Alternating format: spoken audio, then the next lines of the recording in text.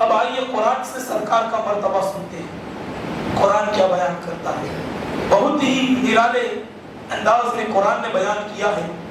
حضرت آدم علیہ السلام سے لے کر کے حضرت عیسیٰ علیہ السلام تک تمام انبیاء کی تاریخ آپ قرآن میں اٹھا کر کے دیکھیں، اور ان کی سیرت کے جو احوال قرآن نے بیان کیے ہیں، آپ اس کا غور مطالعہ کریں۔ جہاں جہاں بھی کسی نبی کی قوم نے نبی کی تکفیر کی یا نبی کی تکذیب کی یا نبی کو ٹھکرایا یا نبی کو پاگل کہا یا مجنون کہا یا کذاب کہا یا جھوٹا کہا، تو وہاں وہاں نبیوں نے جواب دیا۔ میں قرآن کی آیات پیش کر رہا ہوں۔ حضرت نوح علیہ السلام کی قوم نے حضرت نوح علیہ السلام سے کہا، یا نوح انا لنراک فی ضلال مبین، اے نوح ہم تمہیں کھلی گمراہیت میں دیکھ رہے ہیں۔ یہ کون کہتا ہے؟ یہ امت کہتی ہے حضرت نوح کی، حضرت نوح کی قوم حضرت نوح سے کہہ رہی ہے۔ لیکن نبیوں کو اللہ نے عفو درگزری کا اعلیٰ وصف عطا کیا ہے، حلم عظیم عطا کیا ہے، سنجیدگی عطا کی ہے، درگزر کرنے کا ملکہ عطا کیا ہے۔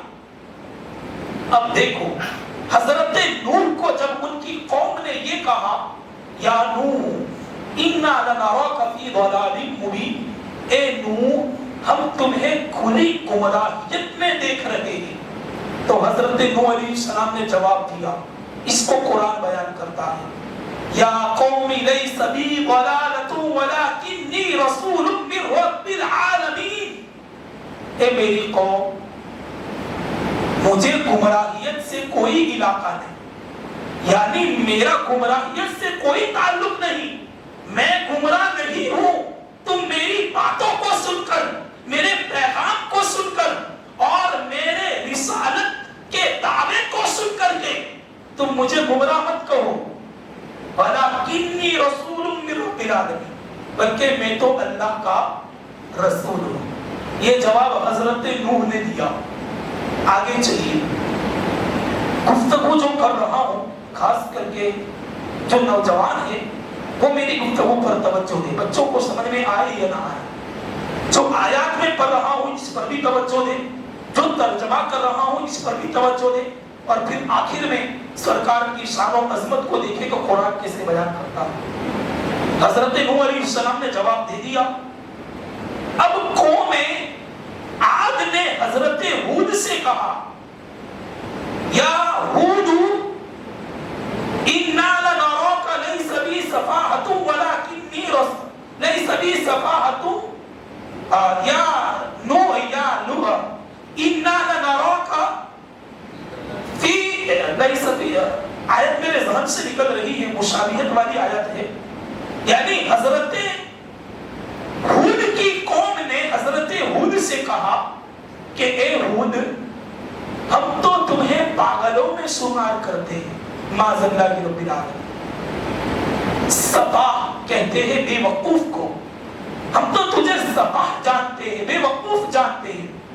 تو حضرت ہود علیہ السلام نے جواب دیا، اس کو بھی قرآن نے بیان کیا ہے، یا قوم لیس بی صفاحۃ ولکنی رسول من رب العالمین، اے میری قوم میں بے وقوف نہیں ہوں، بلکہ میں تو اللہ کا رسول ہوں جو تمہارے پاس پیغام لے کر کے آیا ہوں۔ اسی طرح حضرت موسیٰ علیہ السلام کی زندگی اٹھاؤ۔ فرعون نے کہا انی لأظنک یا موسیٰ مسحورا، اے موسیٰ ہمیں ایسا محسوس ہو رہا ہے کہ تم پر جادو کیا گیا۔ تو حضرت موسیٰ علیہ السلام نے جواب دیا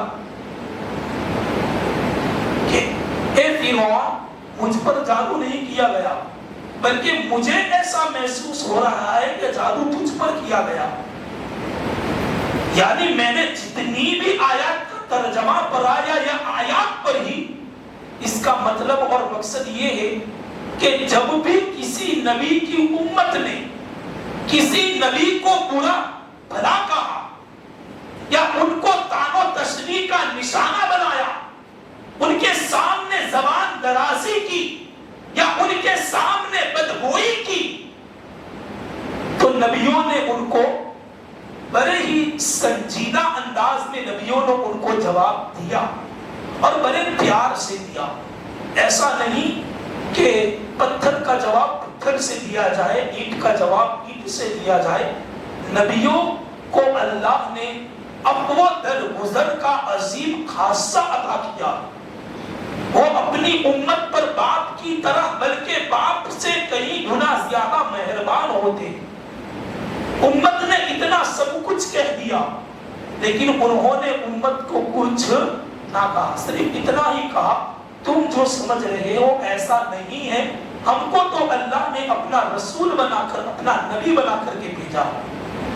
اب دیکھو یہاں ہر نبی کو جو ہے وہ ستایا گیا، امت نے ان کو برا کہا، ان کو طعن و تشنیع کا نشانہ بنایا، تو نبیوں نے اس کا جواب خود دیا اور یہ قرآن اس کی گواہی دے رہا۔ ہر جگہ آپ کو قرآن میں انبیاء کا جہاں جہاں تذکرہ ہے وہاں وہاں انبیاء نے جو جواب دیا ہے اس کو قرآن نے درج کیا ہے، قرآن نے اس کو بیان کیا ہے۔ لیکن آؤ ہم اپنے محبوب علیہ السلام کی شان قرآن سے سنتے ہیں۔ حضور علیہ السلام کی شان و عظمت کو قرآن کیسے بیان کرتا ہے؟ جب بھی سرکار کو کفار مکہ نے ستایا یا کفار مکہ نے سرکار کی دل آزاری کی یا سرکار علیہ السلام کو مضطرب کرنے کی کوشش کی تو سرکار جواب نہیں دیتے تھے، ابھی سرکار خاموش تھے۔ سرکار کے جواب دینے سے پہلے جبرائیل وحی لے کر کے آ جاتی تھی۔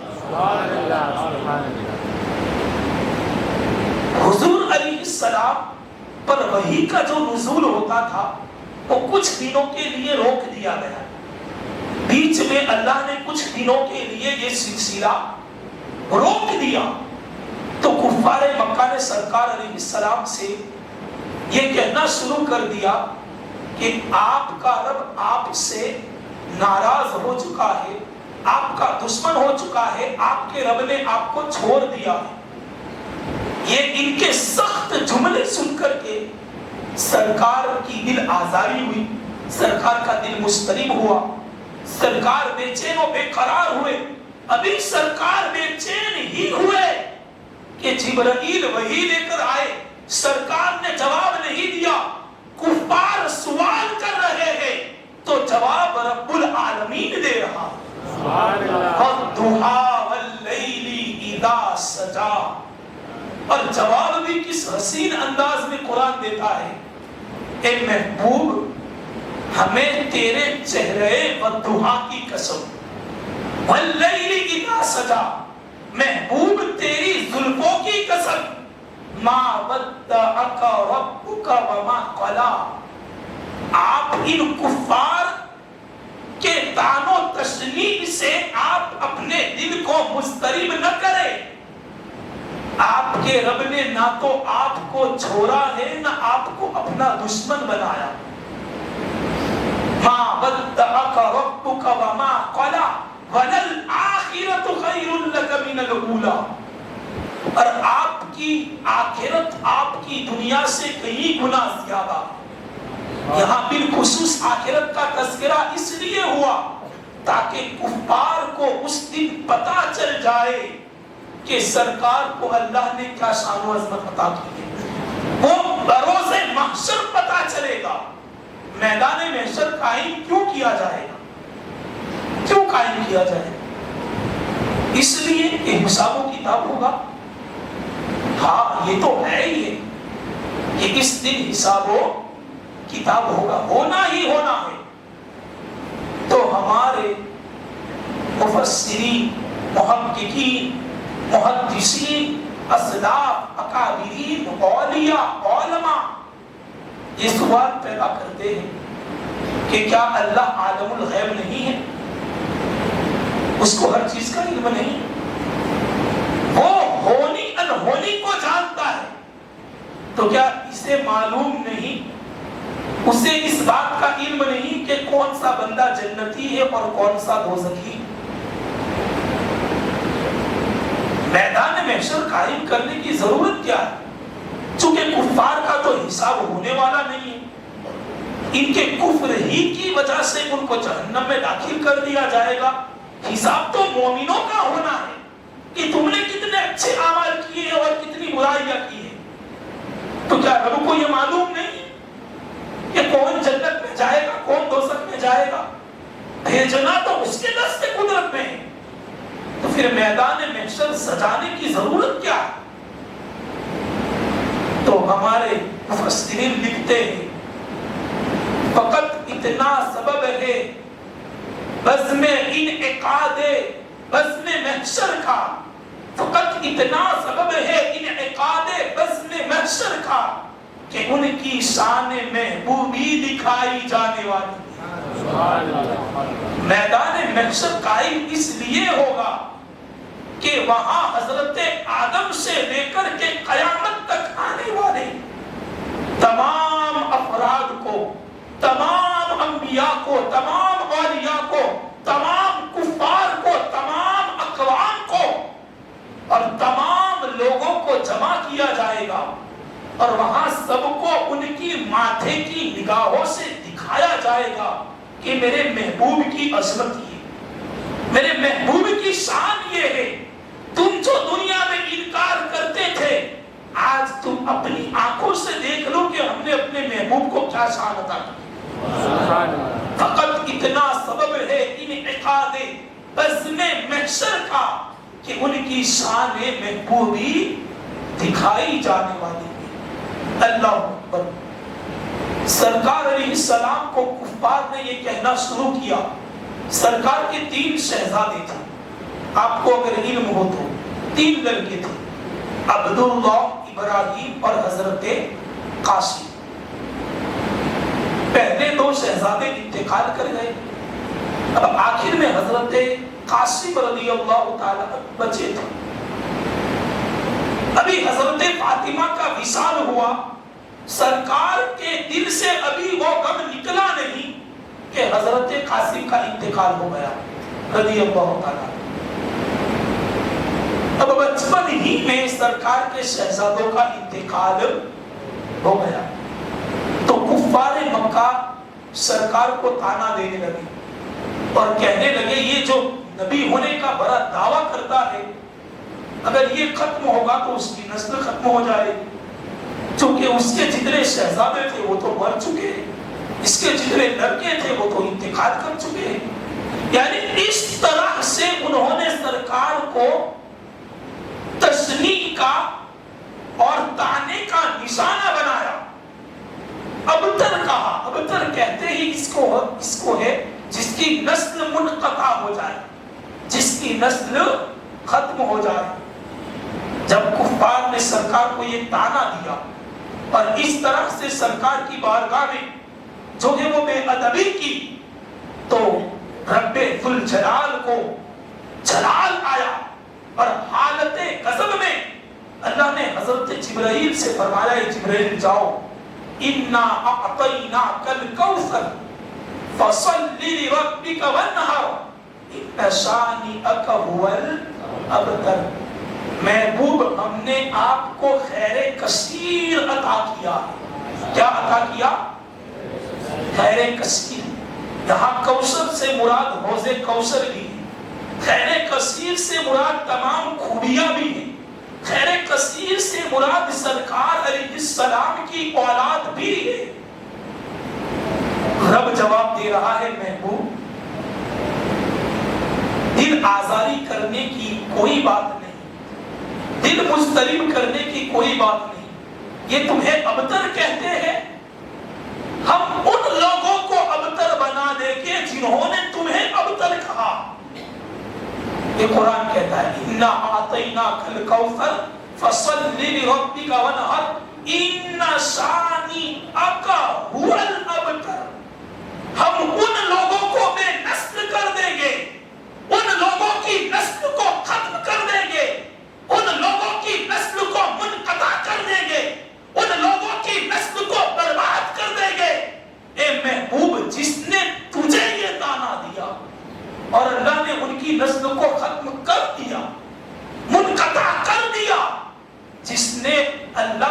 محبوب کو یہ تانا دیا تھا اور فرمایا محبوب ہم تو تمہیں ایسی اولاد عطا کریں گے کہ تیری نسل پاک میں ہے بچہ بچہ نور کا، تو ہے عین نور، تیرا سب گھرانہ قیامت تک تیری اولاد کی حکومت رہے گی، اور قیامت اس وقت تک ہم قائم نہ کریں گے جب تک کہ ہم تیری نسل سے امام مہدی کا ظہور نہ فرما دیں۔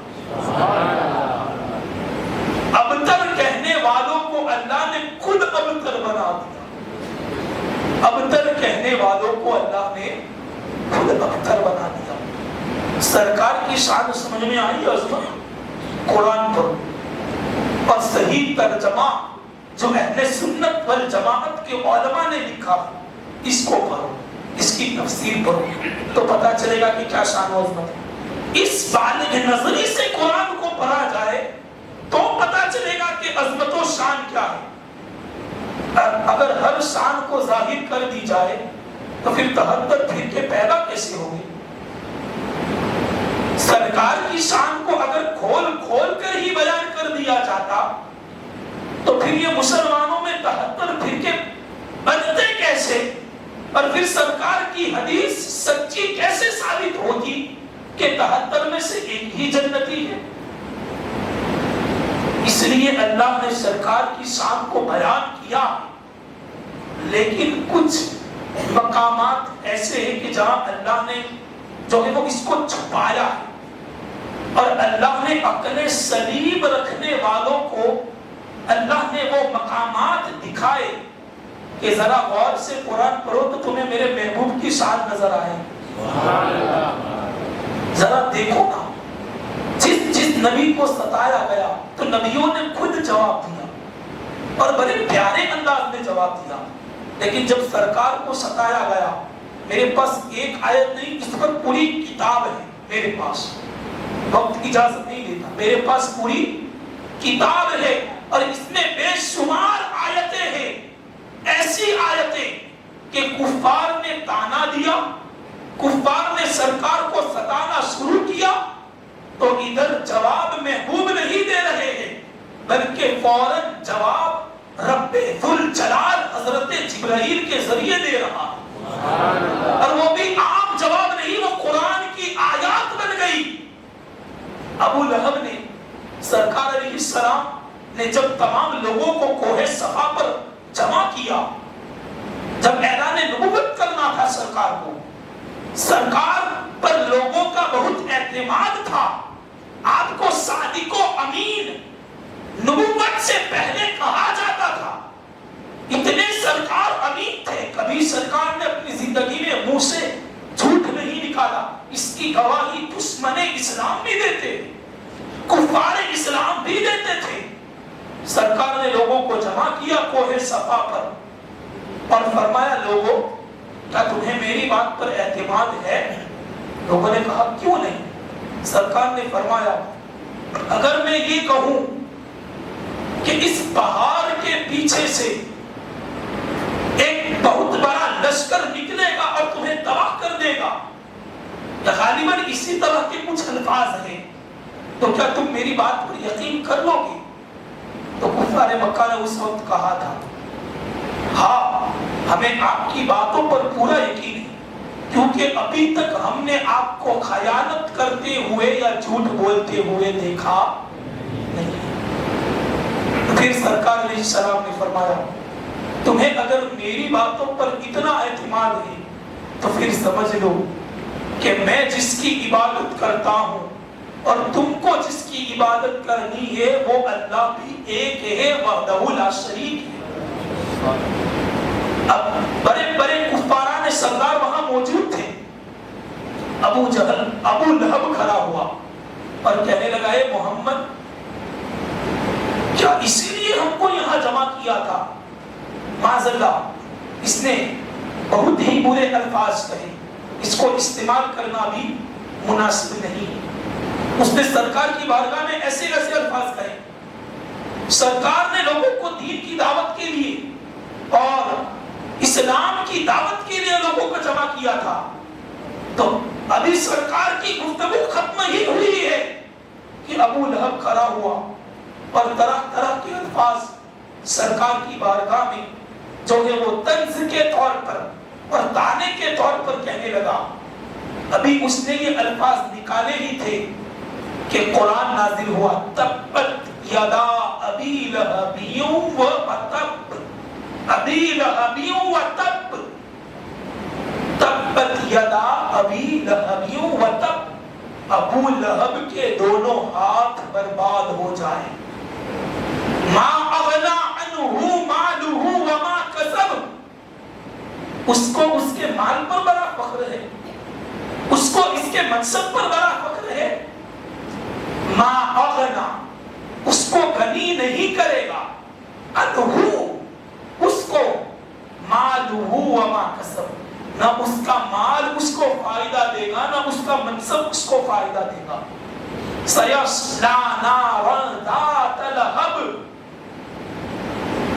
اور وامرأتہ, آگے قرآن فرماتا ہے کہ ابو لہب اور اس کی بیوی جو اپنے ماتھے پر لکڑیاں اٹھاتی تھی, ان دونوں کو ہم جہنم کی آگ میں جلائیں گے.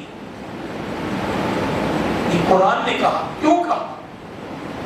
اس لیے کہ جب سرکار نے اعلان فرمایا نبوت کا اور لوگوں کو دین کی دعوت دی اور لوگوں کو بتایا کہ میں اللہ کا نبی ہوں اور تم کو اللہ کی عبادت کرنی ہے, تو ابھی تو سب لوگ خاموش تھے, مجمع پر سناٹا چھایا ہوا تھا کہ وہ ادوقت, حالانکہ سرکار کا سگا چچا ہے.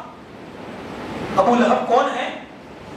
سرکار کا سگا چچا ہے. لیکن جب سرکار کی شان میں گستاخی کی تو پھر رب نے اس کو جو ہے وہ جہنم کا مژدہ سنایا. پتہ کیا چلا؟ جب بھی کسی نے سرکار پر طنز کیا یا سرکار کو ستانے کی کوشش کی تو جواب کس نے دیا؟ رب ذوالجلال نے دیا. جواب قرآن نے دیا. اور میں اپنی جو گفتگو لے کر آیا ہوں, اگر آپ ساتھ دیں تو تھوڑی سی اس کو بیان کروں. یہ جو بیان ہوا یہ تو بات نکلی تو بیان ہو گیا, ابھی جو موضوع لے کر آیا ہوں وہ تو ابھی شروع نہیں کیا ہے. کل ہماری گفتگو حضرت سلیمان علیہ السلام کی سیرت کے حوالے سے چل رہی تھی, آپ کو یاد ہو تو. وہ تو ابھی باقی ہے. حضرت سلیمان علیہ السلام کے حوالے سے ایک بات کہہ کر کے گفتگو کو سمیٹ رہا ہوں. انشاءاللہ آئندہ کل کی نشست میں پھر اس کو ہم بیان کریں گے, چونکہ ہمارا مقصد ہی یہ ہے کہ میرے امام نے جو کہا سب سے اولا و اعلی, سب سے بالا و والا, اپنے مولا کا پیارا, دونوں عالم کا دلہا, کیا خبر کتنے تارے کھلے چھپ گئے پر نہ ڈوبے نہ ڈوبا, کرم و بدلی رسولوں کی ہوتی رہی, چاند بدلی کا نکلا, ملک کے کونین میں انبیاء تاجدار, تاجداروں کا آقا, سارے اچھوں میں اچھا سمجھیے جسے, ہے اس اچھے سے اچھا, سارے اونچوں میں اونچا سمجھیے جسے, ہے اس اونچے سے اونچا, حسن کھاتا ہے جس کے نمک کی قسم, ہے وہ دل مدیحہ, ہے وہ مدیح ہے دل آرا ہمارا نبی, جس کی 2 بوند ہے کوثر و سلسبیل, ہے وہ رحمت کا دریا, جن کے قدموں کا دھون ہے آب حیات, جس نے پی لیا اس کو قیامت تک کی زندگی مل گئی, جس کے قدموں کا دھون ہے آب حیات, ہے وہ جانے مسیحا, غمزدوں کو رضا مزدہ دیجے کے ہے, بے کسوں کا سہارا ہمارا نبی. ہمارا نبی افضل و اعلیٰ ہے. تو اگر آپ کو کوئی پوچھے کہ کیسے ہے, تو پھر یہ پوائنٹ جو میں نے آپ کو بتائے ہیں اٹھاؤ, امام کی کتاب اٹھاؤ, بتاؤ کہ ہمارا نبی افضل و اعلیٰ ہے. یہ قرآن گواہی دے رہا,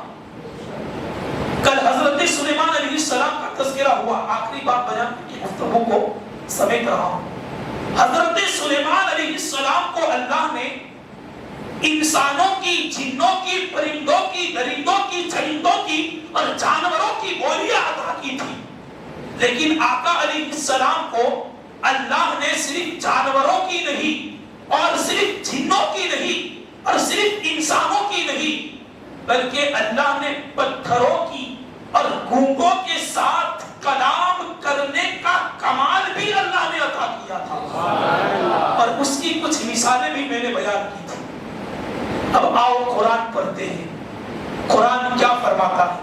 हत्ता इदा अतौ अला वादी नमली क़ालत नमलतुन या अय्युहन नमलु दुखुलू मसाकिनकुम ला यहतिमन्नकुम सुलैमानु व जुनूदुहु व हुम ला यशकुरून। ये कुरान बयान करता है हजरत सैयदना सुलेमान अलैहिस्सलाम अपने लश्कर के हमरा एक वादी से गुजर रहे थे। वादी जानते हैं ना, पहाड़ों के दरमियान की जो जगह होती है उसको वादी कहा जाता है। हजरत सुलेमान अलैहिस्सलाम अपने लश्कर के साथ, जिसमें जिन भी थे, इंसान भी थे, परिंदे भी थे, दरिंदे भी थे, जानवर भी थे, और उनका जो है वो तख्त तो हवाओं में उड़ता था और आसमान पर बादल साया करता था उनके सर के ऊपर। ये हजरत सुलेमान की हुकूमत है जिसको कुरान ने बयान किया।